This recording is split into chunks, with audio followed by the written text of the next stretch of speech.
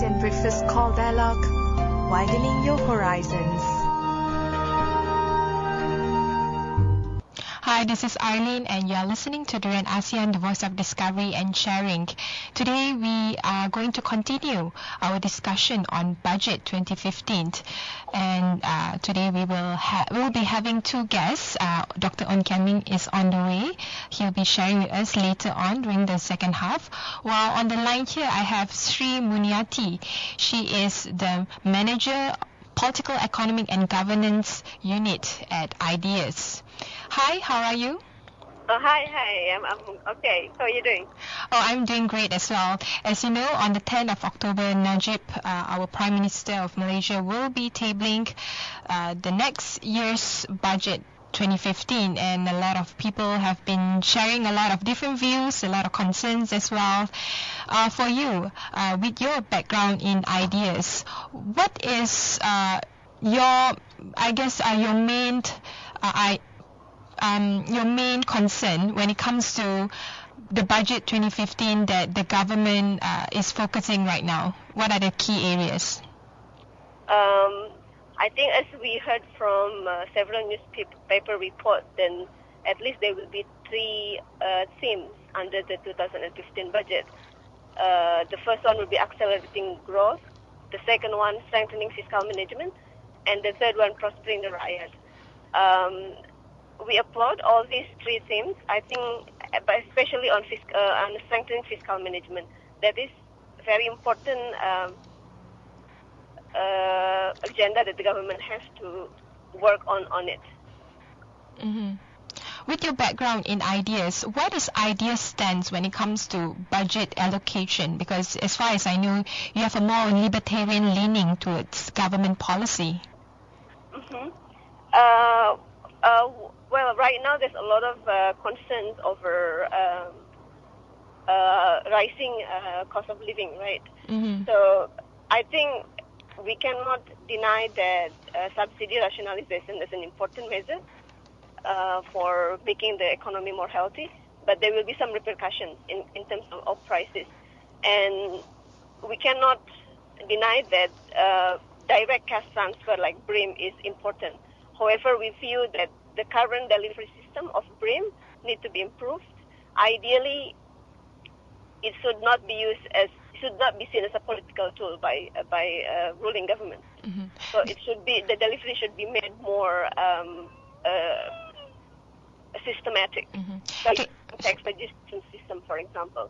Mm-hmm. So when everyone has tax filing number, so any direct cash transfer to those who are actually deserve to get that, then we will get it through this tax registration system. Mm-hmm. But not everyone is registered under the tax filing system. That's the problem. Only those who are working in a company that register themselves in that particular system would be registered under it. Yeah, that's why I think even right now it's very difficult for us to track. Then those who receive the BRIM are actually the ones who deserve to receive it. It's very difficult because there's no system in which to track those. Mm-hmm. And secondly, I think there's another thing that government has to remember when dealing with a high cost of living. It's expected that they should not implement more inflationary measures. They should not put even more subsidies in place of subsidy rationalization. Mm-hmm. Talking about subsidy aside, but the main, I think the umbrella issue here among Malaysians when it comes to concern over lifestyle is the cost of living. So when it comes to GST, subsidy cut, and all these other areas or instruments that the government is applying to within the budget itself, is the reason why people is unable to accept it in a way, because when it comes to high cost of living, there's no direct area that the government can or is addressing it other than BRIM. But of course, people also have a lot of major concern on BRIM, including you yourself.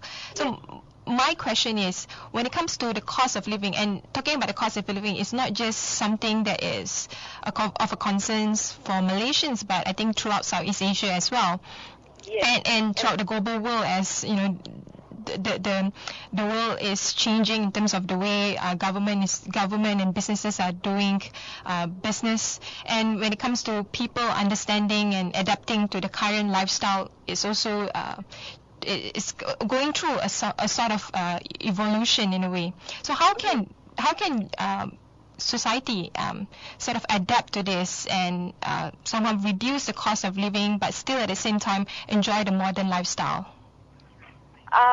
That's a very difficult question. Right now, I think the cost of living, the price increase is felt terribly by Malaysians and other people, Malaysians especially, because our level of household debt is very high.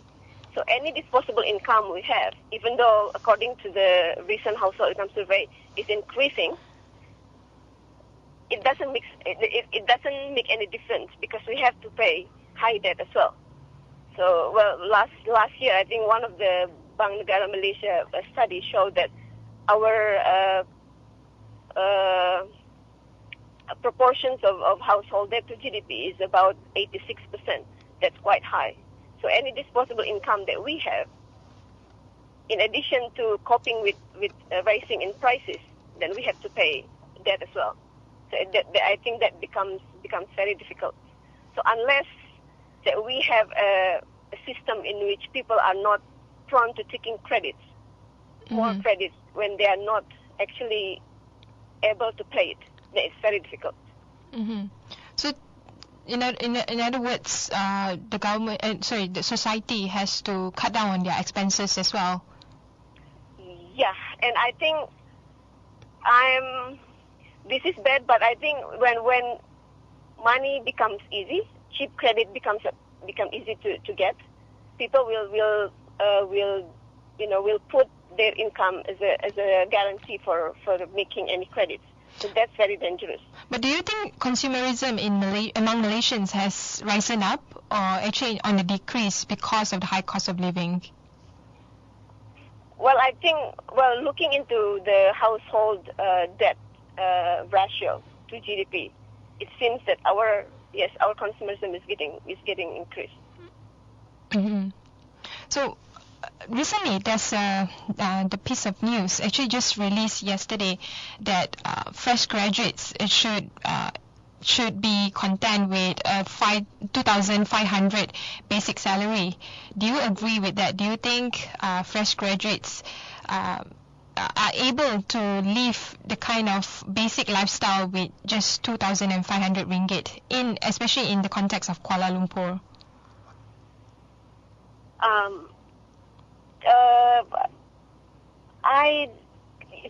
It's very difficult. I think you and I know better, but that we don't know how to cope with that, right? I mean, it's impossible for us to set up minimum wage because that's not good for business and for the country's economy as a whole.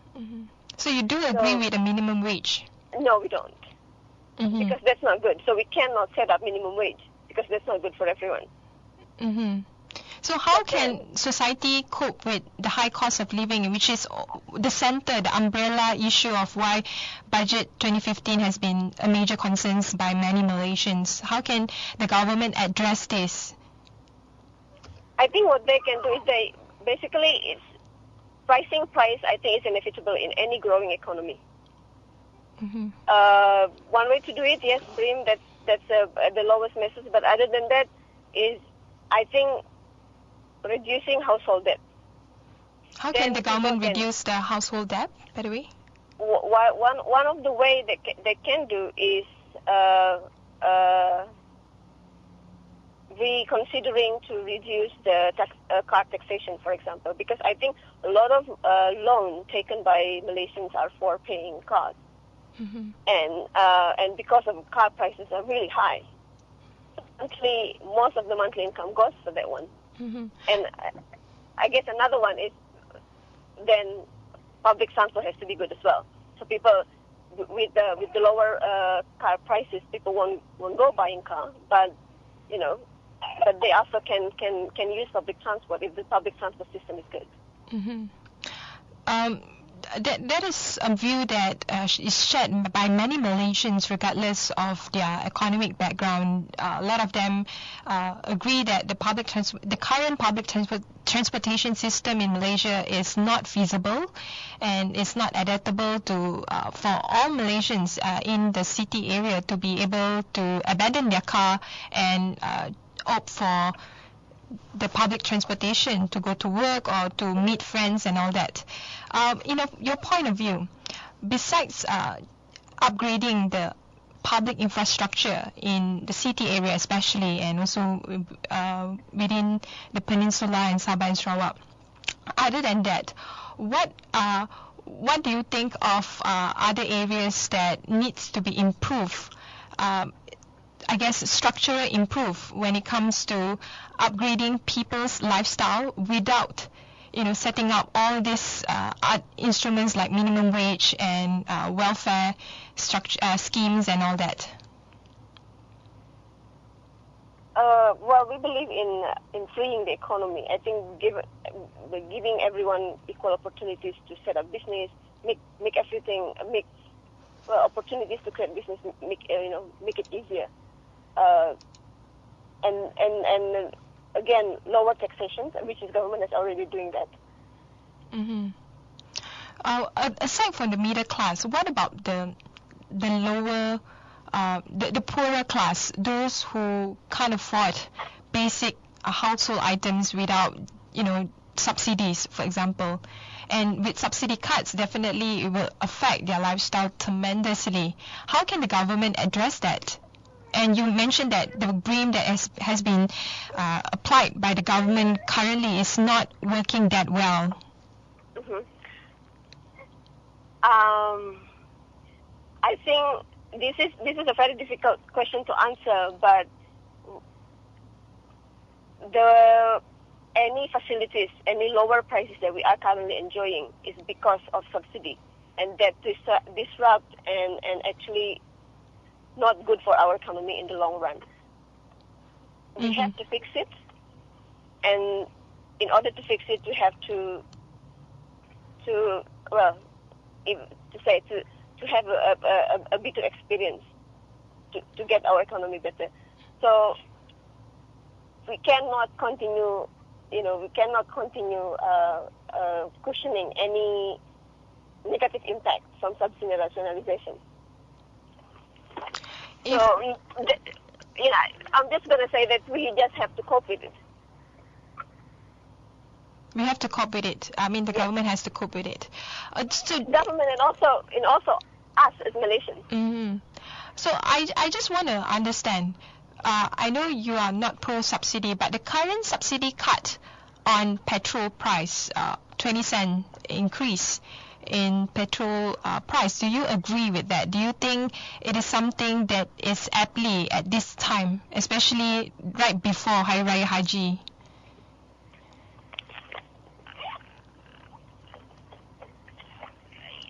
I guess there's no right time. If we want to make it right, then we have to make it anytime as soon as possible. I think we cannot keep waiting until situations get better, because I think economy as a whole is something that we cannot predict. Mm-hmm. Something that we cannot predict. Something that we cannot predict. And but one thing that we can predict is definitely on the budget 2015, some of the key areas to be discussed. We will take a short break. When we return, we will have Dr. Kian Ming as well as Sri Murniati to share their views on budget 2015. ASEAN Breakfast Call Dialogue, widening your horizons.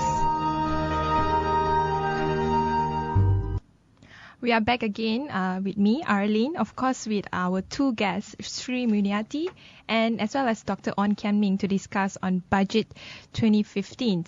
So with a focus on high cost of living, earlier on I discussed with Sri Murniati on a few areas regarding on the budget, which would affect the high cost of living of Malaysians currently, and also is among the concerns of Malaysians as well. But with Dr. On Kian Ming, I would like to know your view on this, because BRIM is one of the key welfare structure that the government is putting in place to address the high cost of living. But in your point of view, with the implement of GST next year, as well as the subsidy cut, and of course the rationalization plan for the subsidies and all that, do you think this would address the high cost of living? Yeah, I think BRIM is a good start in the sense that it is a targeted handout that is given to those who have incomes below a certain level. But my fear is that with the introduction of the GST and subsidy rationalization at the same time, BRIM will not be enough to cover the increases in the cost of living that will be across the board. This would be a great concern, especially if, let's say, fuel prices are also, are also hit by the GST. So not only will there be a 6% increase in the price of many goods, but you'll have a situation whereby that there will be many other industries that and shops that will increase their prices perhaps by more than 6%, especially in the urban areas. Mm-hmm. So these are increase of prices that are not considered part of the main aim, but it increases because of the other areas that are being increased, such as the GST, such as with the implementing of the GST. My question with you, Sri Murniati, do you think Malaysians can cope with this high cost of living next year when the implementing of GST and the further subsidy cuts on petrol? Would there be somehow a protest on the road we will be expecting? I think it will be very difficult for any average Malaysians to cope. Even right now, before the subsidy, the petrol subsidy cut, it's already, for some people, especially for those who earning below 4,000 ringgit, I think it's a little bit difficult. It will be even more difficult next year. But protests, I'm not sure. I guess if things really, really bad, if even those who earn more than 5,000, then they have to stretch their belt, then probably there will be something going on. Yeah, interesting that you mentioned protests, because today, later on, actually at 10 o'clock, there will be a protest against the GST outside Parliament itself. So I'll be heading to the Parliament later. We'll see how it goes. Joining the gang. Yes, I definitely will give my support to those who are voicing their frustration at this subsidy rationalization and GST introduction. What would PR do differently? Would they, let's say, PR agree with GST and subsidy cut, would PR implement a similar BRIM as well? Oh, actually, Pakatan Rakyat does not agree with the GST. Okay. And I think that in our alternative budget that we will unveil on Thursday, actually tomorrow, one of the things that we would talk about is the capital gains tax. I think many Malaysians may not be aware of this.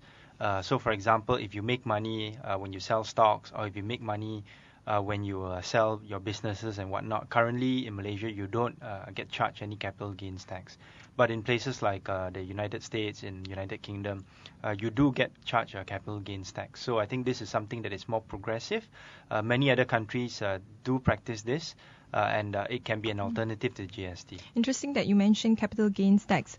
Majority of those millionaires and rich people who make money in Malaysia, are they through stocks and bonds and all that, or is it through hard-earned, hardworking, through companies and all that? Sure. I think many Malaysians make money through different ways. I can't say that it is just merely through the stock market and selling of their companies. But I think our position is that since you have or you are going to make money through selling of capital, it is actually quite progressive and less unfair to those who cannot afford it.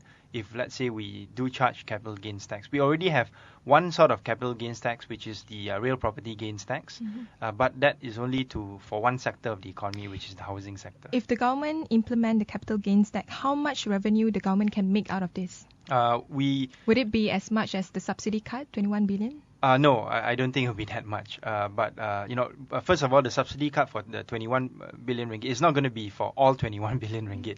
Maybe 5 to 10 billion. But our estimates are that you could raise probably about 3 to 5 billion ringgit by introducing capital gains tax. Would it cover as much revenue as the GST tax?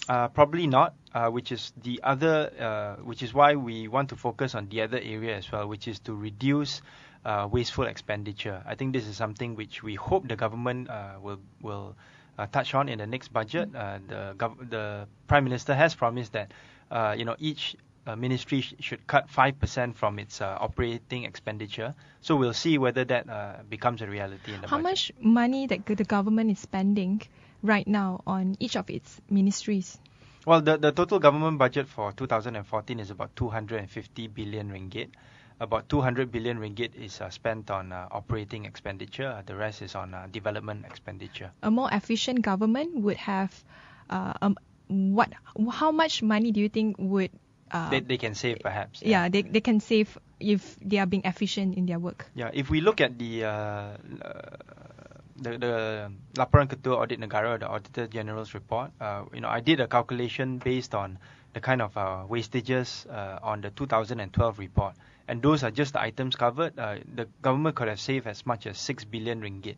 And that's just a small sample. If we look at the entire government, we could be looking at savings of up to 15 to 20% of total expenditure. But the political will needs to be there. And you have something to add on government wastage? Yeah, I think, last year the government announced of implementing this so-called outcome-based budgeting. Yeah, OBB. OBB. They say that within this year there will be 3 ministries implementing the system. And then I'm hoping that in this current budget year there will be more ministries to be implemented this outcome-based budgeting. So basically the outcome-based budgeting will force ministries not to spend because they are asked to spend, but because they are expected to meet certain objective within that spending. So hopefully more ministries, more agencies be more careful in spending their money, because they have to be accountable of what kind of money being spent. And other thing, I think right now in terms of procurement, Auditor General's report have been very good. But I think when it comes to budget executions, one of the most important thing is to make procurement system more transparent. Right now, a lot of wastages and leakages is because procurement is not done in transparent way. So the government has to work on that. And I think if we have electronic procurement system in which every agencies actually have to use that. But right now, government have many different various electronic procurement system. All of them, they're not synced to each other.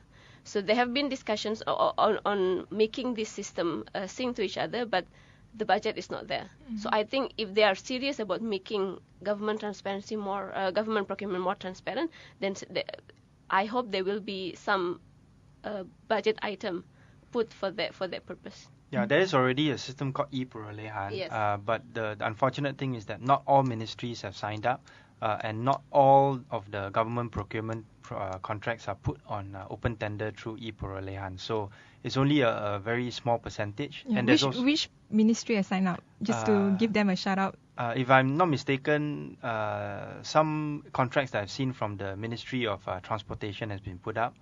And I think the Finance Ministry has also put up some. But there's also another area where many ministries actually have direct negotiations. So this is one area where we require more transparency for the government to explain why is it necessary to have these direct negotiations, and how much did it actually cost the government. I think one of the things that I've been interested to share is actually, is it possible to have a cap on expenditure on operating expenditure, because it's every year it's increasing. But I mean, some countries, I think, in the world, if I'm not mistaken, have spending cap on operating expenditures, especially those who are relying on petroleum revenue, like Malaysia. Would it be possible to have such kind of measures put in place? Maybe you can answer it from, you are from Indonesia, maybe you can answer it from Indonesian perspective. Indonesia doesn't have spending cap, doesn't have. So every time, of course, then operating expenditure will be increased. Well, can be 12%, 10%, or even 15%. Then that's what's quite high. being projected? Yes. Yeah, for Malaysia, our operating expenditure, there is sort of like a natural cap in the sense that we cannot borrow money to spend on operating expenditure. The government can only borrow money to spend on development expenditure. But Sri is right in the sense that Borrow from where usually? from the market through government bonds, through EPF and whatnot. Those who subscribe to Malaysian government securities. So from GLC? No, not from GLCs. The government will issue bonds, and then whoever wants to buy those bonds, and Malaysian bonds are generally in quite high demand at this point in time because they are generally seen as safe and the returns are decent. Talking about 5-6%. But the one problem with what has been happening in Malaysia is that as our operating expenditure has spiraled perhaps out of control, our development expenditure has been decreasing over time. So it means that there's less money to build schools, less money to build hospitals, and these are the sort of investments that we need for long-term growth in Malaysia. And I think if we look into the Auditor General report, actually development expenditures are always underspent every year. And some underspent on development expenditure. Say you basically it always like around 40 to 50 billion every budget year, but always underspent. Some ministries just don't spend the money they allocated to them. The money allocated for education actually is quite high, but how many of the money allocated for education really goes into the education system, improving this? Well, the total budget for the Ministry of Education, now that it's been combined, with the Ministry of Higher Education, is more than 50 billion ringgit. It was stated in the budget 2014, in fact. Yes, it takes up, usually education would take up about 20% of our budget. How much of it actually goes into education? The largest component of this is actually salaries. We have 400,000 teachers. These are just primary and secondary school teachers. You're not including even the lecturers. But is it justifiable? Because in other developed countries where they put education as their primary investment, they do pay high salary to their teachers. Actually, there has been a couple of salary revisions, for teacher salary pay, and it is relatively competitive at this point in time. You as a starting graduate, you can get as much as 2,500 ringgit for a teacher. If you get sent to the interior areas, you get even more allowances. So I don't think salary is that big of a concern to attract teachers. There are other issues at stake here which need to be addressed. I want to address the issue of GST. It will be next year. Your position is you don't agree with GST, and you're okay with GST. Yeah, I think, yeah. And Indonesia, do you have GST? Yes. Does it affect Indonesians' population? How many percent of the GST you are implementing right now? I think more than 6%. More than 6%.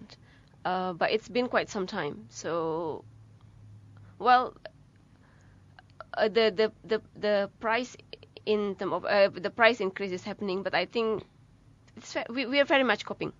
Yeah. One of the reasons for government to justify GST is because it's one of the most stable government's revenue. But let's say you do want to increase the government's revenue, but you don't want to affect the society's cost of living, especially in these times.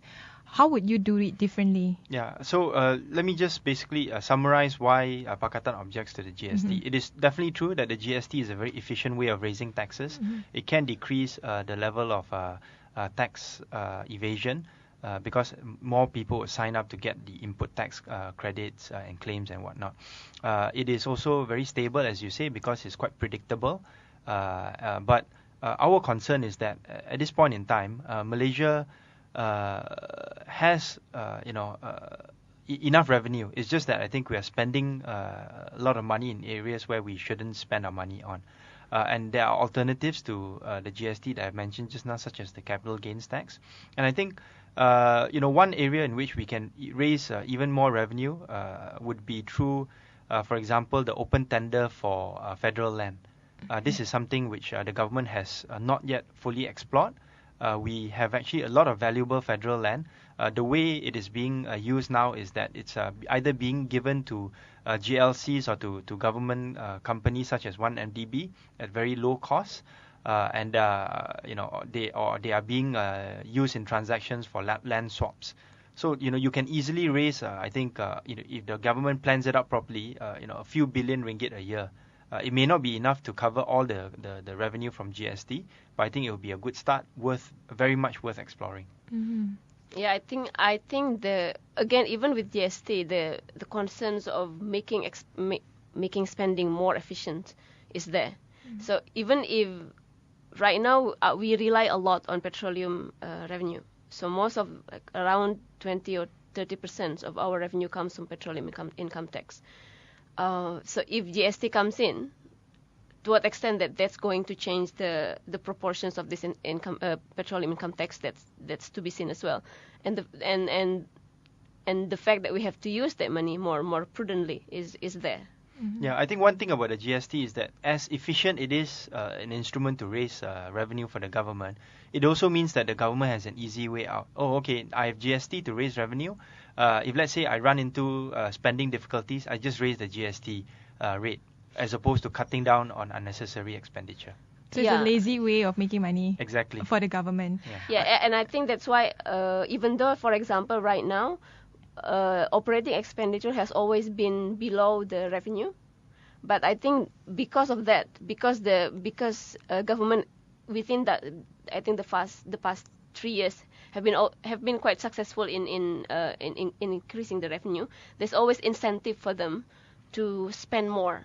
Mm-hmm. That's why the supplementary bill comes again. I think last year twice, right? Yeah. So there's no incentive for them to curb spending.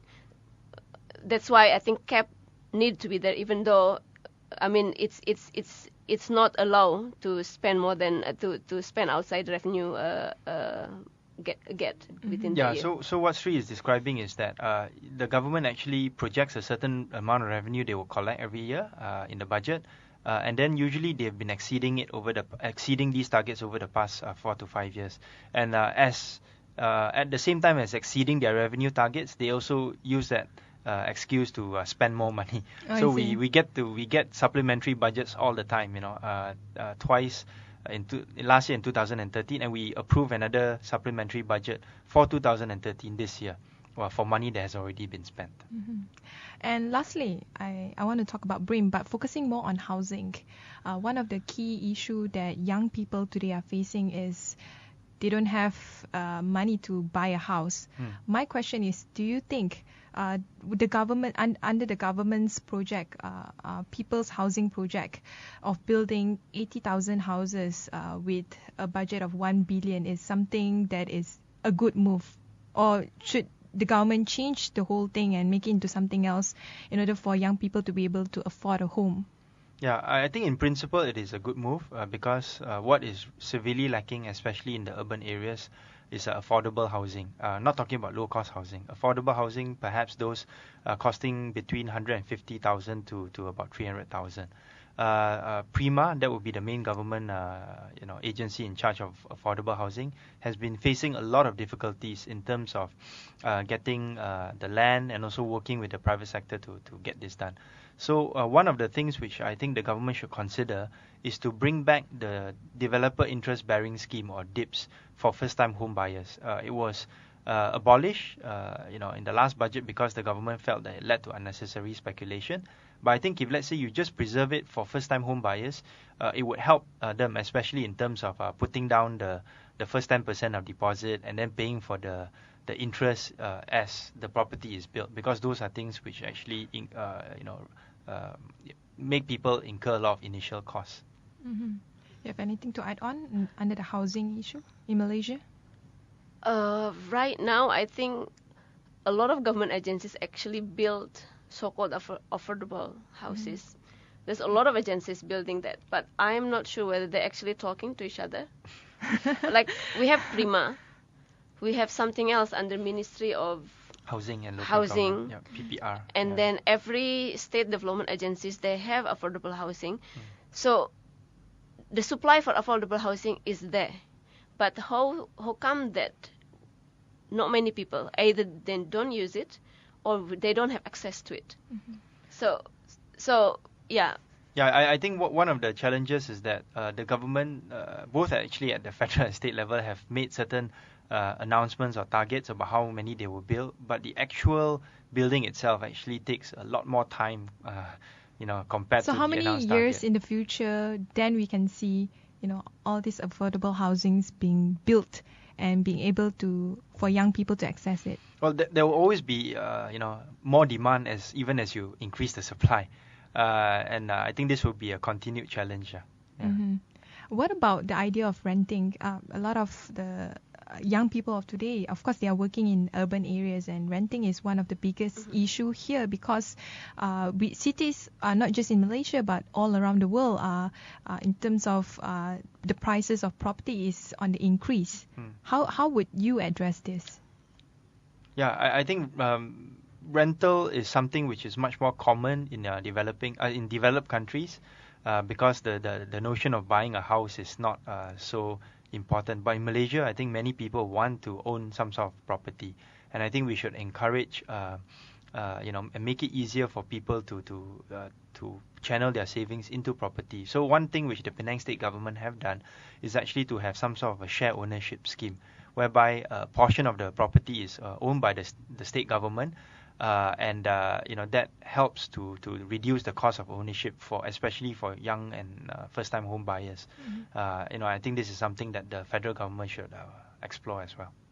Yeah, I think the PPR system is quite okay.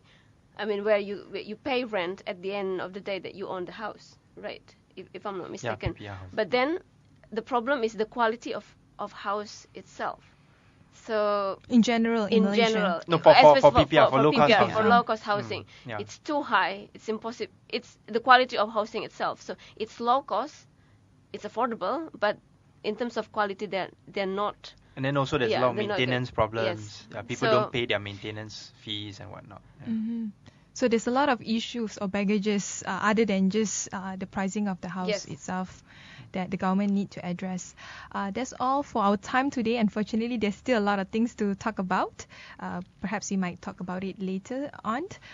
With that, thank you, Dr. On Kian, and thank you, Sri Murniati, for sharing your views with us. Thank you. Thank you.